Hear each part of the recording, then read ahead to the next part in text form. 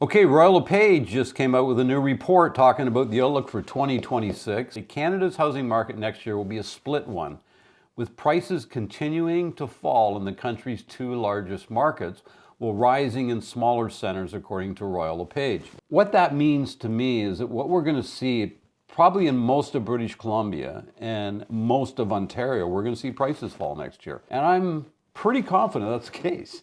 Then the rest of the markets in Canada, they'll probably go up. And it's interesting because, one time we used to have more of a national market, but really we don't have that now. What we have is we have micro markets, right? So all these different markets throughout Canada. Now, I do think sales will increase in those two markets. So I do think what you're going to see next year is you're going to see sales start to recover a little bit. But let's say, as an example, sales are up by 3 or 4 or 5% next year in BC and in Ontario. Does that mean prices are going to go up? And the answer is no. And the reason I say that is because the sales volume isn't enough to dramatically reduce the inventory, where we move into a seller's market where prices will start to rise. Then I think what you will see happen is as inventory starts to balance, or maybe start to, get a little smaller as we move into the last half of 2026. So I'm very optimistic about 2027, where then we'll start to see a recovery in prices in Canada's two biggest markets.